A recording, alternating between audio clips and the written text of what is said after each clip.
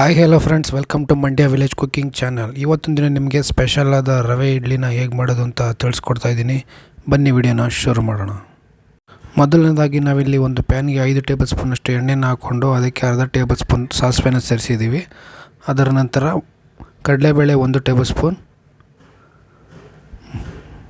ಮತ್ತು ಜೀರಿಗೆ 3/4 table spoon ಇದೆಲ್ಲವನ್ನು ಎಣ್ಣೆಯಲ್ಲಿ ಚೆನ್ನಾಗಿ ಫ್ರೈ ಮಾಡ್ಕೋಬೇಕು.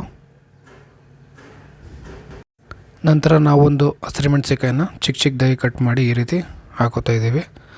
ಅದರ ನಂತರ ಸ್ವಲ್ಪ ಕರಿಬೇವು ಸೊಪ್ಪನ್ನ ಈ ರೀತಿ ಚಿಕ್ಕದಾಗಿ ಕಟ್ ಮಾಡಿ ಹಾಕೋಬೇಕು. ಮತ್ತು 1 ಕ್ಯಾರೆಟ್ನ ಈ ರೀತಿ ತುರಿದು ಹಾಕ್ಕೊಂಡು ಎಣ್ಣೆಯಲ್ಲಿ ಎಲ್ಲನೂ ಚೆನ್ನಾಗಿ ಫ್ರೈ ಮಾಡ್ಕೊಳ್ಬೇಕು ಈ ರೀತಿ.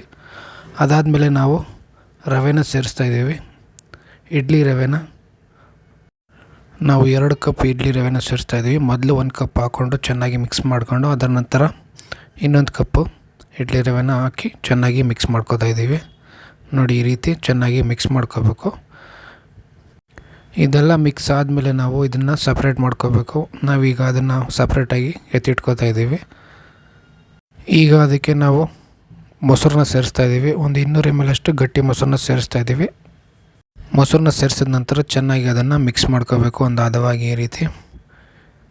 ಅದಾದ ನಂತರ ಕೊತ್ತಂಬರಿ ಸೊಪ್ಪನ್ನ ಚಿಕ್ಕದಾಗಿ ಕಟ್ ಮಾಡಿಕೊಂಡು ಸೇರಿಸ್ಕೊತಾ ಇದ್ದೀವಿ. ಅದರ ನಂತರ ರುಚಿಗೆ ತಕ್ಕಷ್ಟು ಉಪ್ಪು, ಅದಾದಮೇಲೆ ಅಡುಗೆ ಸೋಡಾನ ಅರ್ಧ ಟೇಬಲ್ ಸ್ಪೂನ್ ಸೇರಿಸ್ತಾ ಇದ್ದೀವಿ.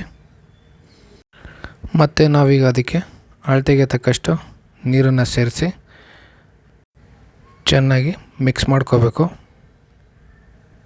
ಫ್ರೆಂಡ್ಸ್, ವಿಡಿಯೋನ ಎಲ್ಲೂ ಸ್ಕಿಪ್ ಮಾಡದೆ ಕೊನೆ ತನಕ ನೋಡಿ, ಯಾಕೆಂದರೆ ನಾವು ಹೇಳುವಂಥ ಕೆಲವು ಇಂಗ್ರೀಡಿಯೆಂಟ್ಸ್ಗಳು ಮಿಸ್ ಆಗ್ಬೋದು. ಅದರಿಂದ ನೋಡಿ, ಈಗ ಚೆನ್ನಾಗಿ ಮಿಕ್ಸ್ ಮಾಡ್ಕೊಂಡ್ಮೇಲೆ ಇದನ್ನು ಮುಚ್ಚಿ ಒಂದು 10 ರಿಂದ 15 ನಿಮಿಷ ಆಗಿ ಬಿಡಬೇಕು.